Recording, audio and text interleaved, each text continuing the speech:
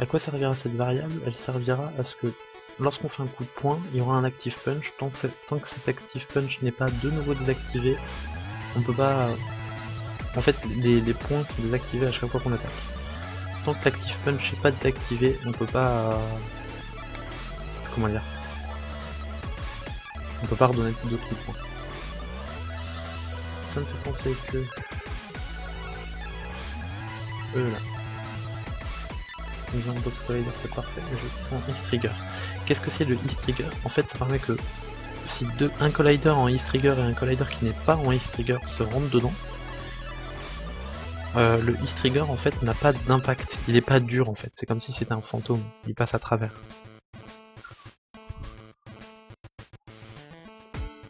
Oui, c'est ce que j'avais dit, Fozik, que je ferais. Je pense que je vais le faire, là. Donc, ce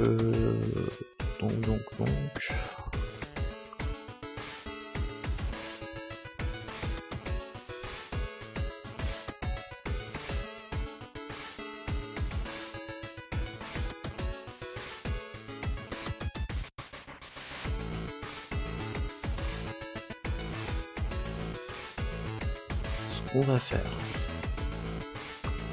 Je sais pas si on aura besoin de start point, dans ma tête j'en ai pas besoin. Alors, if, entre parenthèses, active punch. Place égale à nul. Non, égal nul. C'est plutôt si il est égal à nul, égal nul. Ouh.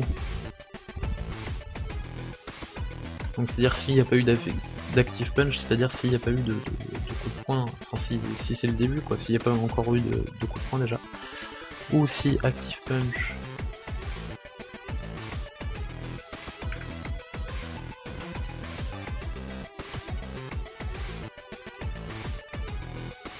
Elle fait de la merde quelque part. Non? Bon. Point active. Self. Non, s'il est désactivé donc.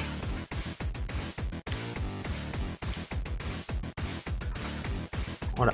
Donc s'il n'y a pas encore eu de coup de poing ou que le coup de poing est terminé du coup, donc l'objet est désactivé, on va pouvoir mettre un coup. Donc pour l'instant on va faire le coup de pied. Donc il se déplace avec Q et D. Donc quelle touche on peut lui donner pour ses coups? On dit que les deux coups du haut ça sera AE, les deux coups du bas WC. Voilà. Oh, je sais pas quelle touche mettre. Ou alors ce qu'il peut faire c'est qu'il se déplace là, il a ses deux mains là, et l'autre a les deux mains sur le clavier. Ouais. Du coup on peut lui faire quelque chose comme YU, non. Peut-être UI, JK. Ouais, UI, JK ça me paraît bien. UI pour les deux touches du haut et JK pour les deux touches du bas. Donc K pour kick en plus, voilà, parfait. Donc du coup, if, entre parenthèses, impute, point, getKey. Donc là ça sera un getKey down. Alors quelle est la différence entre getKey, getKey down, getKey up? GetKey ça veut dire tant que tu restes appuyé. GetKey down ça veut dire au moment où tu appuies. GetKey up ça veut dire au moment où tu relâches. Voilà, donc getKey en fait tant que tu restes appuyé, ça continue à faire l'action. GetKey down ça l'a fait une seule fois, enfin ça l'a fait qu'une seule fois. Si tu spam ça va la faire plein de fois évidemment, mais si tu restes appuyé ça va la faire qu'une seule fois, c'est-à-dire au moment où tu as appuyé. Voilà. Alors continue, getKey entre parenthèses key code, donc j'ai dit UIJK, donc key code.k.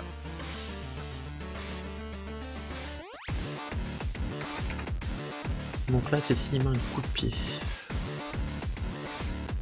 S'il met un coup de pied, on va dire que punches.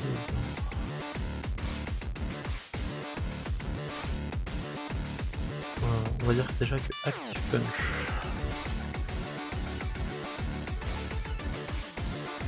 Égale punch 0. Donc c'est-à-dire la première valeur du tableau.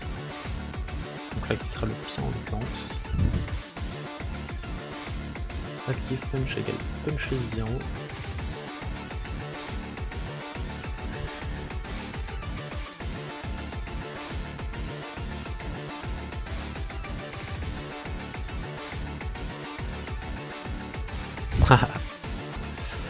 Ça sera...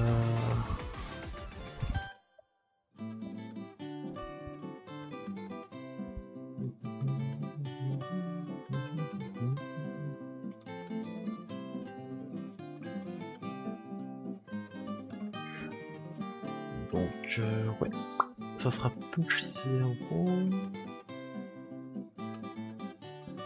Donc on dit que active punch. Point active. Point set active. Égale trou.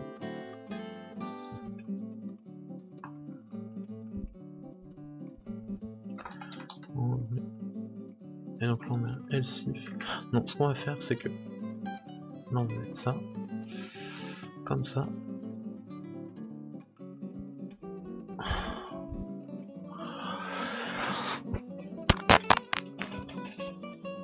J'ai vidé ma bouteille en un stream, c'est incroyable. Et donc comme ça en else, voilà. Donc en fait là ce que j'ai fait c'est que j'ai retiré le nul, donc du coup on lui donnera une valeur initiale pour qu'il soit jamais égal à nul. Et donc ce que j'ai fait c'est que là je lui dis si donc il n'y a aucun active punch qui est en cours, tu regardes s'il a envie d'en faire un. D'ailleurs j'ai envie de faire ça, je voulais faire un get qui donne, parce que pour le coup de poing le but c'est qu'on le fasse au moment où il appuie, pas on le fait pas tant qu'il appuie. Bref. Et donc j'avais mis que s'il n'y a pas de point en cours, on regarde s'il a envie d'en faire un. Et s'il y a un point en cours, le but c'est que le point grandisse. Du coup il va nous falloir un booléen. Un booléen. Un booléen.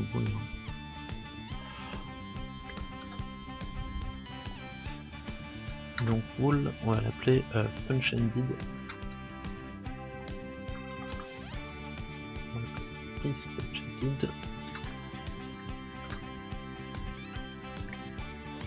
Voilà, donc à quoi ça sert? Donc en fait il va y avoir deux phases pour le coup de poing. Il y a le moment où il est en train de s'étendre et le moment où il est en train de revenir. Parce qu'on va pas le faire. On va pas le faire mettre un coup de poing et pouf il disparaît le bras. On va le faire revenir aussi. Donc du coup quand il met un coup de poing, il a aussi un peu de protection. Du coup ça lui permet que s'il met son coup de poing, s'il met un coup de poing rapide, ok, il prend moins de risques parce que du coup il peut se remettre direct et faire une garde ailleurs. Mais ça veut dire qu'aussi, vu que son coup de poing est rapide, son bras va revenir plus rapidement. Du coup c'est donnant-donnant.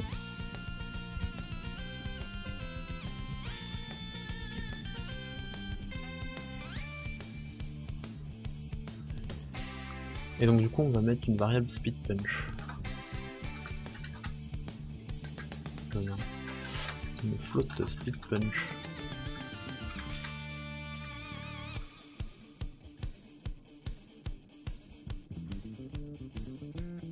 Donc là, comment on va calculer là en fait ce qu'on va faire, c'est que sur Unity, on va donner ce qu'on appelle des tags. Alors les tags, ça permet de donner une valeur, un truc, et donc là on va donner des tags blue, yellow, orange et red. Pourquoi? Comme ça on peut savoir, comme ça on va pouvoir savoir dans le code quelle vitesse lui mettre et quels dégâts on va mettre à la fin. Tout simplement. Donc là, blue, yellow, orange et red. Alors pourquoi vous allez me dire pourquoi je le fais, pourquoi je sais, sachant que là K je sais que ça va être le pied du player 1, pourquoi est-ce que je ne mets pas directement la valeur comme ça? Bah parce que quand on va faire le pied du player 2 par exemple, donc on va vouloir faire un changement de personnage, si donc du coup le player 1 n'a plus le pied bleu, bah du coup il va bien falloir trouver un moyen de faire ça. Donc du coup ce qu'on va faire, c'est que on va lui demander de calculer tout seul.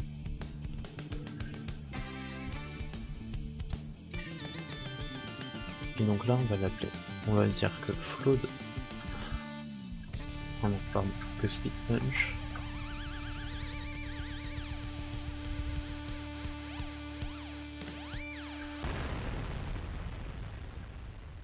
égale, et donc là on va mettre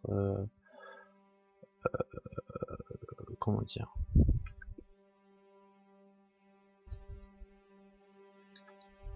on va mettre une fonction spin punch calculator entre parenthèses active punch point tag.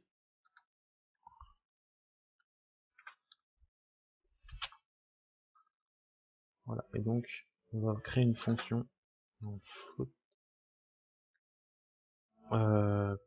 speed punch calculator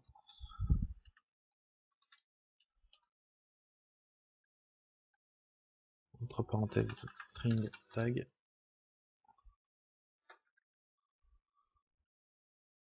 et donc là on fait if entre parenthèses tag point is equal to equals.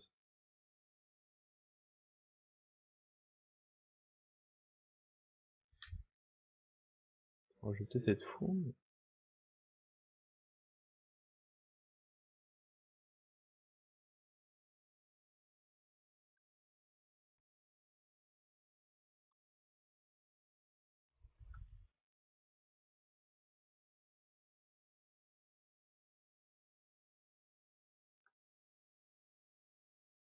voilà, equals entre parenthèses blue. Je suis désolé, j'ai encore bugué. Hop, donc blue, yellow, orange et red. Donc là on va mettre des else.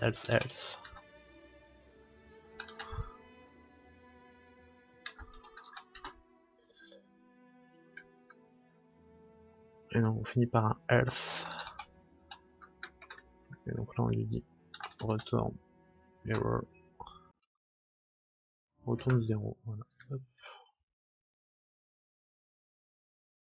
Et donc red, orange,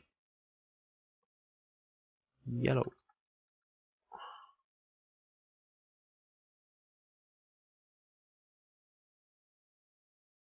Qu'est-ce que j'ai fait comme bêtise? J'ai oublié des parenthèses. J'ai oublié les parenthèses. Ça ne va pas le faire. Le code fonctionne pas très bien quand on oublie les parenthèses. Plus que 30 minutes, merci de me mettre la pression, Fozuc. Je te remercie très fortement de me mettre la pression. Merci mille fois. Et donc le speed, donc bah là du coup on veut lui dire de return des valeurs, donc là il va nous retourner 5, 4, 3, 2. C'était ironique, je ne suis pas très content. J'ai pas envie de stresser, vois-tu. Ah, donc là il nous met 5, il nous met des vrais punch là. Donc vous voyez voir déjà si Unity nous dit qu'on a des erreurs dans notre code, il dit que non. Bon, écoute. On n'a pas d'erreur dans notre code. C'est tout, c'est tout.